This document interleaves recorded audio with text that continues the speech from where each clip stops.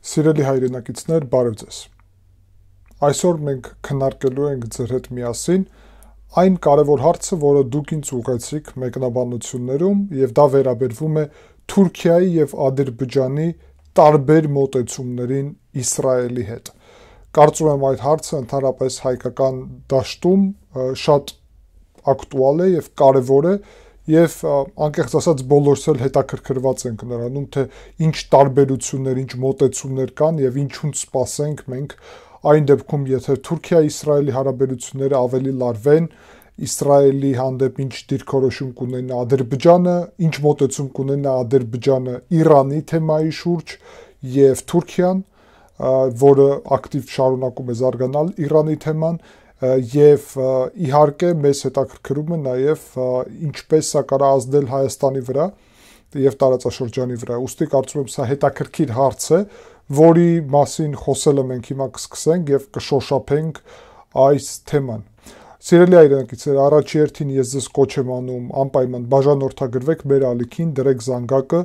անպայման լայքեք այս վերլուծությունը եւ ալիքին աջակցելու ցանկության դեպքում դուք կարող եք դա անել այս վերլուծության, ինչպես նաեւ ալիքի կենսագրության հատվածում նշված կրիպտոարժույթների հասցեների շնորհիվ։ Անցնենք առաջ, անցնենք մեր վերլուծությանը, սիրելի հայրենակիցներ,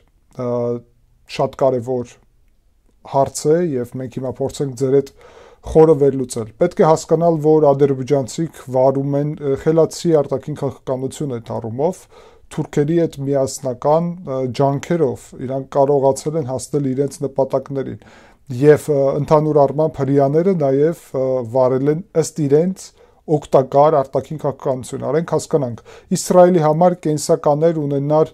շիա պետություն, որտեղ որ մեծամասնությունը շիա է, որի հետ հարաբերությունները շատ լավն են, որովհետեւ շիա պետություններում այդպիսի հնարավորություն չկար։ Եթե սունի պետություններում կան Էմիրությունները, կան Մարոկոն, կա մի քանի էլի պետություն, նկատի ունեմ Եգիպտոսը, հետո Հորդանանը, որտեղ որ Իսրայելը դիվանագիտական հարաբերություններ կնքեց, ապա դիվանագիտական հարաբերություններ Իսրայելը չուներ շիա մեծամասնություն ունեցող պետության հետ։ Իրաքում, որտեղ որ շիա դիրքերը շատ լուրջ են, նաեւ չի կարողացել իր ժամանակ Իսրայելը լավ հարաբերություններ ստեղծել, հակառակը Իրաքը շատ ավելի ակտիվ, դուք գիտեք, որ իր ժամանակ միջև ամերիկյան ներխուժումը Իրաքն էր ներկայացնում ամենագլխավոր սպառնալիքը Իսրայելի համար եւ Իրաքի տնտեսությունը շատ լուրջ էր, Իրաքը առաջի տեղն էր զբաղեցնում նավթի վաճառման ուղղությամբ եւ ուրեմն նավթի շուկայում ընդհանրապես, հաշվի առնելով դա Իսրայելի համար կենսական կարևորություն ուներ Ադրբեջանի ուղղությունը։ Ադրբեջանցիք դա կարողացան օգտագործել, որովհետև իրանց համար դա օգտակար էր են փուլում, Թուրքիա եւ Իսրայելի հարաբերությունները լավն էին, բացի դրանից Ադրբեջանը փորձում էր իր անկախությունը ամրապնդել Իրանից, որովհետև Իրանը, ինչպես գիտեք, շիա, ոչ միայն շիա պետություն է, Իրանի համար ինքը շիա աշխարհի ղեկավարը պետք է լինի եւ ոչ միայն իսլամական աշխարհի ղեկավարը պետք է լինի։ Իսլամական շիա ֆունդամենտալիզմը, ինչպես նաև սունի ֆունդամենտալիզմը, բայց հիմա խոսում ենք Իրանի մասին, ուստի շիա ֆունդամենտալիզմը ներառում է, որ շիա մոտեցումներն են ճիշտ մոտեցումները, այլ ոչ թե սունի, ինչը նշանակում է, որ առաջինը շիա մոտեցումներում բոլոր այնտեղ որտեղ որ շիա ժողովուրդներ են ապրում, պետք է կառավարությունը լինի իսլամական համակարգի, այլ ոչ թե սեկուլար համակարգի, իսկ Ադրբեջանը սեկուլար համակարգ է, այնտեղ կրոնական անձնավորությունները չեն ղեկավարում իշխանությունով, այդ առումով Իրանի համար կարևոր է ազդեցությունը հենց Ադրբեջանի վրա, Իրաքի վրա, բացի դրանից Եմենի վրա, որտեղ որ հութիների վրա իրականում կարողացել է դրան հասնել, Սիրիայի վրա, որտեղ որ դրան կարողացել էր հասնել, եւ Լիբանանի վրա, որտեղ որ Հեզբոլլահը շատ ակտիվ է։ Մի խոսքով կարողացել է իր նպատակներին հասնել, կարելի է ասել Իրանը։ Բայց Ադրբեջանում դա չկարողացավ անել եւ Իսրայելը իր ջանքերը տրամադրեց այդ ուղղությունով, բացի դրանից էլ Իսրայելը կարողացավ այնպես անել, որ ստեղծել դիվանագիտական հարաբերություններ եւ Ադրբեջանի թույլ իրավիճակը, որը ստեղծվել էր Ղարաբաղի առաջի պատերազմի հետևանքում, օգտագործեր ի նպաստ իր շահերի։ Ադրբեջանի համար սա ընդունելի էր, որովհետև նավթի էքսպորտը, որը ինքը տեղի էր ունենում, արտահանումը Թուրքիայի տարածքով մեծ մասը գնում է դեպի Իսրայել Ադրբեջանից եւ Ադրբեջանի համար դա օգտակար էր։ Բացի դրանից, երբ զենքի ուղղությունով արդեն սկսվեց հնարավորություններ բացվել, ապա նաև հնարավորությունը սա ստեղծվում է, որովհետև Իսրայելի համար կարևոր է Ադրբեջանը լինի անկախ, այլ եւ չլինի Իրանի մաս։ Բայց կա այդտեղ եւս մեկ ուղղություն, որ Իրանի տարածքում գտնվում է լուրջ ադրբեջանական փոքրամասնություն կամ թուրքական փոքրամասնություն, կարելի ասել, թուրքական ծագում ունեցող փոքրամասնություն եւ ադրբեջանական պետությունը հզորացնելը Իսրայելի տակտիկական շահերի մեջ էր մտնում, որ Իրանի համար ստեղծել խնդիրներ։ Իրականում մենք դա չպետք է ընկալենք ինչպես հայկական ինչ-որ գործունեություն, որովհետև դա ուղղակի Իսրայելի շահերի մեջ է մտնում։ Իսրայելը նույն բանը արել է խոսքին եւ պատրաստ է անել ուրիշ տեղերում էլ, որովհետև իր գերագույն նպատակն է Իրանը, որը օրակարգ ունի, որ Իսրայելը պետքա ոչնչացվի ամբողջությամբ եւ այդպիսի պետություն չպետք է գոյություն ունենա։ Չվի առնելով այս ամենը, մենք կարող ենք ասել, որ Ադրբեջանի եւ Իսրայելի շահերը համընկնել են ինչ որ առումով, իսկ Իսրայելը փորձում է այնպես անել, որ Իրանը, որը կրոնական պետություն է այս պահին եւ էթնիկ մաս այդտեղ չկա, բոլորը շիա կրոնական համակարգի տակ են գտնվում եւ կարելի ասել հենց միավորված են մեկ իսլամական պետությունում, ինչպես այդ կրոնական համակարգում, այլ ոչ թե էթնիկ համակարգում, այդ առումով դա շատ կարևոր է, որովհետև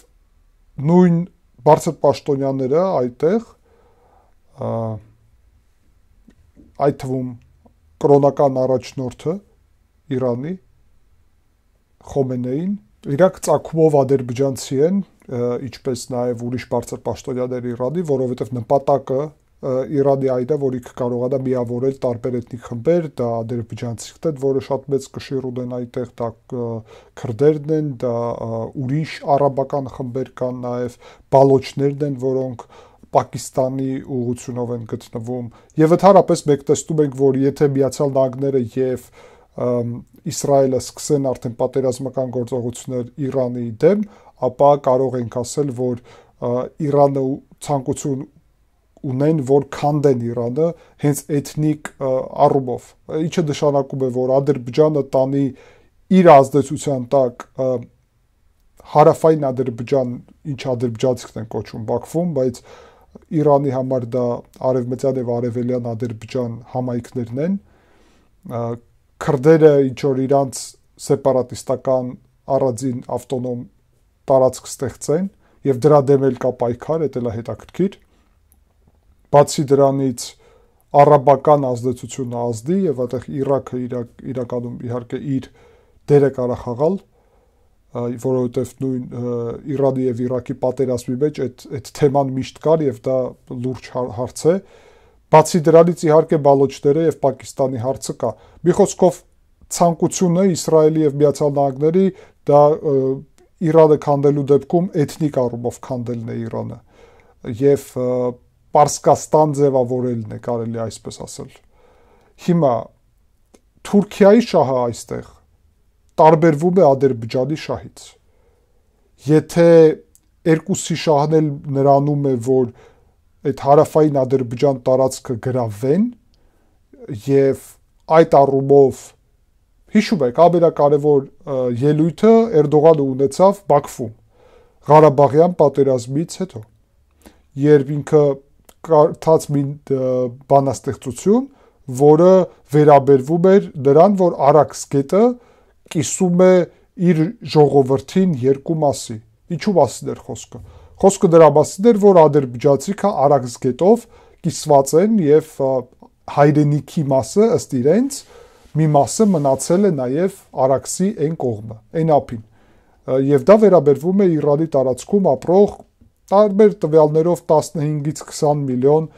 թուրքական ծագում ունեցող ադրբեջանցիքին, որոնք մի մասը իրանց չեն ընկալում ինչպես Ադրբեջանի հետ կապ ունեցող, այլ ընկալում են հենց իրանական հանրության մաս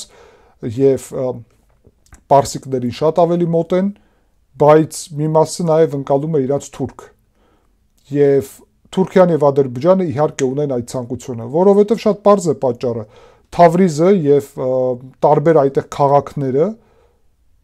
իրանք շատ կարևոր հնարավորություն են տալի, լավ հնարավորություն են տալի Թուրքիային եւ Ադրբեջանին միավորվել։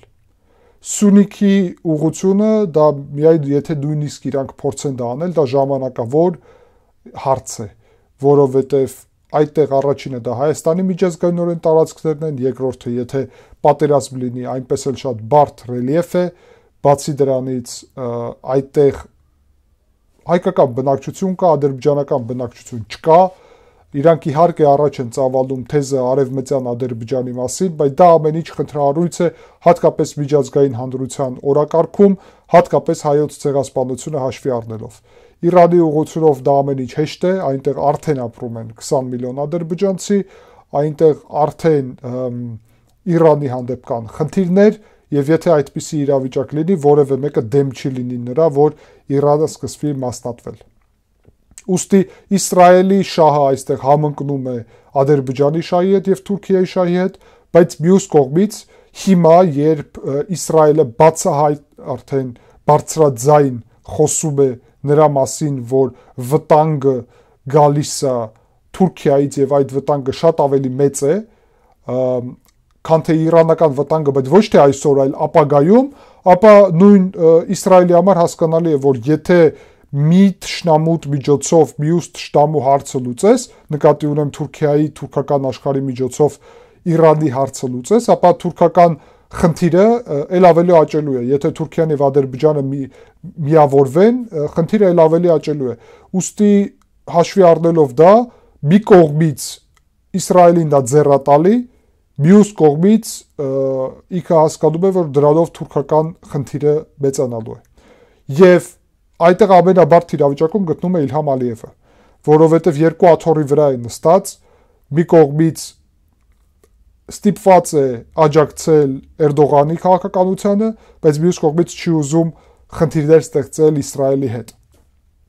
Եվ մենք հիշում ենք բազում անգամ ցույցեր Թուրքիայում, որ գազայի աջակցություն, որոնք Ադրբեջանի դեմ էին, որովհետև Ադրբեջանը շարունակում է մատակարարել Իսրայելի նավթ եւ ուրիշ տնտեսական միջոցներ, այն իրավիճակում, երբ Թուրքիան սահմանափակել է դա եւ գազային աջակցությունը հայտարարում եւ ավելի պալեստինյան հարցում շատ ավելի բարձրաձայն է։ Չմոռանանք, որ Ադրբեջանը բոլոր մակում այդ քվեարկություններում իրականում աջակցում է միշտ հակաիսրայելական օրակարգին։ Ես կասեի, որ Իսրայելի եւ Ադրբեջանի հարաբերությունները ռազմավարական չեն, տակտիկական առումով իրանք ձեռատալի իրանց միասնական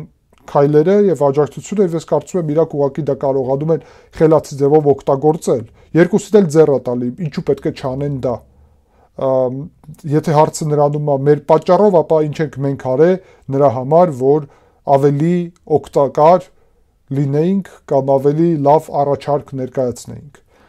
Բայց հասկանալի է, սիրելի հայրենակիցներ, որ Թուրքիայի եւ Ադրբեջանի մոտեցումները չեն համապատասխանում միմյանց, ինչը նշանակում է, որ գալու է ժամանակահատված,